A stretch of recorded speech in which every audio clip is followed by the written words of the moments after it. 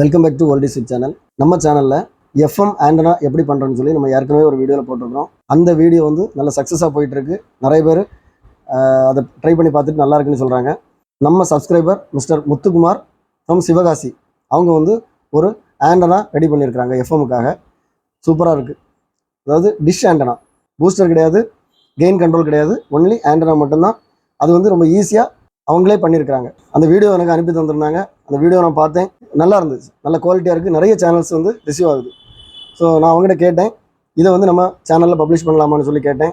அவங்க ரொம்ப சந்தோஷமாக சொன்னாங்க, கண்டிப்பாக பண்ணுங்கள் சார், நிறைய பேருக்கு இது வந்து யூஸ் ஆகும்னு சொல்லி சொன்னாங்க. ஸோ அது எப்படி அவங்க பண்ணாங்க, அதில் வந்து சேனல்ஸ் எப்படி கிடைக்குது, எவ்வளோ குவாலிட்டியாக இருக்குன்னு சொல்லி நம்ம இந்த வீடியோவில் பார்க்க போகிறோம். வாங்க வீடியோக்குள்ள போகலாம். இதில் பார்த்தீங்கன்னா ஒரு அலுமினியத்தில் ஒரு பாத்திரம் எடுத்துருக்குறாங்க.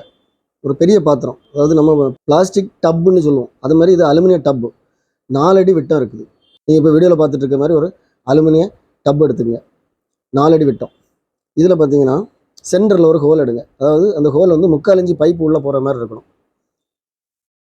ஒரு 10 அடி லென்த்துக்கு ஒரு 3/4 இன்ச்சு ஸ்டெயின்லெஸ் ஸ்டீல் பைப், இந்த நீங்கள் பார்க்குற மாதிரி உள்ள ஸ்டெயின்லெஸ் ஸ்டீல் பைப் வாங்கிங்க. அந்த பைப் வந்து ஃப்ரீயாக அந்த ஹோலில் போகிற மாதிரி எடுத்துக்கங்க.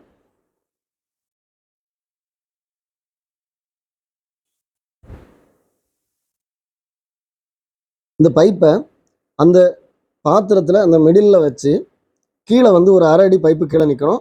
மேலே வந்து மீதி ஒரு 9.5 அடி பைப்பு மேலே நிற்கணும். இந்த ஸ்டெயின்லெஸ் ஸ்டீல் பைப்பும் அலுமினிய பாத்திரமும் டச் ஆகக்கூடாது. அதனால இந்த ரெண்டுக்கும் இடையில ரப்பர் ஷீட்டு, அதாவது சைக்கிள் டியூப் அல்லது பைக் டியூப்பில் உள்ள அந்த ரப்பரை கட் பண்ணி அதில் சுற்றிருக்காங்க. சுற்றிட்டு எம்சில் போட்டு மேலையும் கீழையும் ஒட்டியிருக்கிறாங்க. ஸோ அதனால் வந்து அந்த பைப் வந்து நல்லா ஸ்ட்ராங்காக இருக்குது. ஆனால் அந்த பைப்பும் இந்த அலுமினிய பாத்திரமும் டச் ஆகலை. கீழே வந்து ஒரு 1/2 அடி நிற்குது. நீங்கள் என்ன பார்த்துட்டு இருக்கிற மாதிரி கீழே வந்து 1/2 அடி நிற்குது. இந்த ஒயர் பார்த்தீங்கன்னா நம்ம கேபிள் டிவிக்கு யூஸ் பண்ணக்கூடிய ஒயர். நடுவில் ஒரு கம்பி போகும், வெளியே வந்து வலை மாதிரி வந்து எர்த்து ஒயர் வரும். அதாவது கோயாக்சியல் கேபிள்னு சொல்லுவாங்க. அந்த மாதிரி கேபிள் தேவையான லெங்க்த்துக்கு வாங்கிக்கோங்க.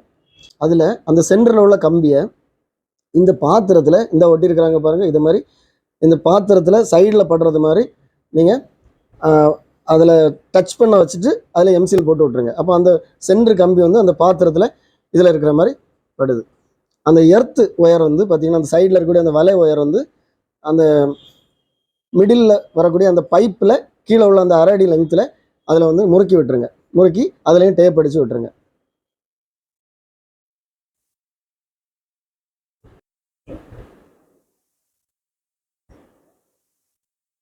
இப்போ ஆண்டனா ரெடி. இதில் வந்து இந்த ஒயரிங் கனெக்ஷன் நான் திருப்பி ஒருக்கா சொல்கிறேன். இதில் வந்து அந்த சென்டர் கம்பி வந்து அந்த பாத்திரத்தில் சைடில் உள்ள அந்த ஹோலில் மாட்டி விட்டுருங்க. அந்த வலை, அதாவது எர்த்து கம்பி வந்து அந்த கீழே 1/2 அடி அந்த பைப்பில் உள்ள 1/2 அடியில் மாட்டி விட்டுருங்க. ஸோ இப்போ அந்த ஆண்டனா வந்து பார்த்தீங்கன்னா இந்த படத்தில் நீங்கள் இப்போ இந்த வீடியோவில் பார்த்துட்டு இருக்கிற மாதிரி இந்த ஆண்டனா செட்டப் வந்துடும்.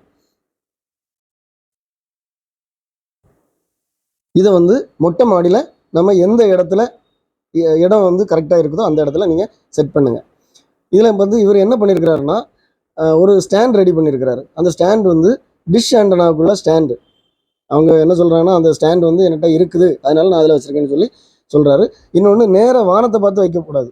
நமக்கு எந்த டைரக்ஷனில், நமக்கு இப்போ சிலோன்னா ஈஸ்ட் டைரக்ஷனில் வைக்கணும். அதேமாதிரி நமக்கு எந்த டைரக்ஷனில் இருந்து நமக்கு நிறைய சேனல்ஸ் கிடைக்கணுமோ அந்த டைரக்ஷனில் அதை கொஞ்சம் டேர்ன் பண்ணி இந்த இப்போ நீங்கள் வீடியோவில் பார்க்குற மாதிரி டேர்ன் பண்ணி வச்சுக்கோங்க. இந்த ஒயரை நீங்கள் அப்படியே கீழே கொண்டு போய் அடுத்த எண்டை அந்த சென்டர் கம்பி வந்து நம்ம ரேடியோவில் உள்ள ஆண்டனாவில் டச் ஆகணும். சில ரேடியோவில் வந்து பார்த்தீங்கன்னா அதுக்குன்னு தனி சாக்கெட் இருக்கும். அப்போ அதுக்குள்ளே பின்னை போட்டு அந்த சென்டர் பின் அதில் வர மாதிரியும், இன்னொன்று அந்த சைடு ஒயர் வந்து அந்த இடத்துல கொடுக்குற மாதிரியும் கனெக்ட் பண்ணுங்கள். இப்போ இதில் வந்து சேனல்ஸ் எப்படி ரிசீவ் ஆகணும்னு சொல்லி பார்ப்போம். 104 ஒரு சேனல் பிடிச்சிருக்கிறாங்க. அவங்க சிவகாசியில் வந்து 104 என்ன சேனல் தெரியல, பட் நல்ல குவாலிட்டியாக பிடிச்சிருக்கு.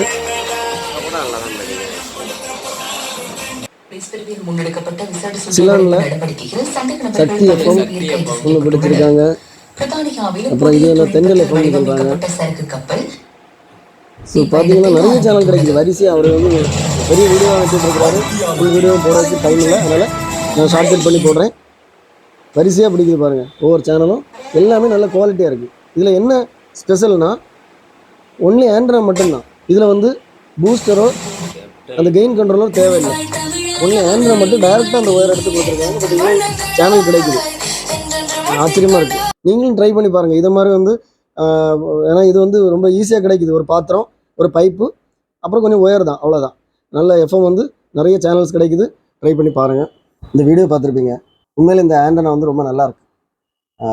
பூஸ்டரில், கெயின் கண்ட்ரோலில், ஆனால் நல்ல குவாலிட்டியாக இருக்குது. ஈஸியாக நமக்கு கிடைக்கக்கூடிய பொருட்களை வச்சு இந்த ஆண்டனா பண்ணியிருக்கிறாங்க. இதை மாதிரி நீங்களும் ட்ரை பண்ணி பாருங்கள், கண்டிப்பாக சக்ஸஸ் ஆகும். இந்த மாதிரி நிறைய எஃப்எம் சேனல்ஸ் வந்து உங்களுக்கு ரிசீவ் ஆகும். இந்த மாதிரி நிறைய பேர் ட்ரை பண்ணுறாங்க. இதை மாதிரி உங்களுக்கும் ஏதாவது ஐடியாஸ் இருந்ததுன்னா நீங்கள் அந்த வீடியோ வந்து எனக்கு சென்ட் பண்ணுங்கள். அந்த வீடியோ வந்து நல்லா இருந்துச்சுன்னா, நல்ல யூஸ்ஃபுல்லாக, நல்ல குவாலிட்டியாக இருந்ததுன்னா கண்டிப்பாக நம்ம சேனலில் அதை பப்ளிஷ் பண்ணுவோம். அதனால் நிறைய பேருக்கு வந்து அது கண்டிப்பாக யூஸ்ஃபுல்லாக இருக்கும். என்னோடய வாட்ஸ்அப் நம்பர் வந்து எல்லா வீடியோலையும் நான் டிஸ்கிரிப்ஷனில் கொடுத்துருக்குறேன். நிறைய பேர் கமெண்டில் கேட்குறீங்க, உங்கள் காண்டாக்ட் நம்பர் என்னன்னு சொல்லி கேட்குறீங்க. நீங்கள் என்னோடய வீடியோ பாருங்கள். எல்லா வீடியோலையும் டிஸ்கிரிப்ஷனில் வந்து என்னோடய வாட்ஸ்அப் நம்பரும் அட்ரஸும் இருக்குது. இந்த வீடியோ உங்களுக்கு பிடிச்சிருந்ததுன்னா லைக் பண்ணுங்கள், ஷேர் பண்ணுங்கள். ஏன்னா நீங்கள் பண்ணக்கூடிய ஒவ்வொரு ஷேரும் வந்து கண்டிப்பாக நிறைய பேருக்கு தெரியாதவங்களுக்கு யூஸ்ஃபுல்லாக இருக்கும். இந்த வீடியோ பற்றிய உங்கள் கருத்துக்களை வந்து கமெண்ட் பாக்ஸில் போடுங்க. ஏன்னா நிறைய பேர் கமெண்ட் பார்க்குறாங்க. நீங்கள் பண்ணக்கூடிய கமெண்ட் வந்து அடுத்தவங்களுக்கு கண்டிப்பாக யூஸ்ஃபுல்லாக இருக்கும். இது மாதிரி நம்ம சேனலில் இன்னும் நிறைய வீடியோஸ் வரும். எல்லா வீடியோஸும் பாருங்கள். அடுத்த வீடியோ வர வரைக்கும் பாய்.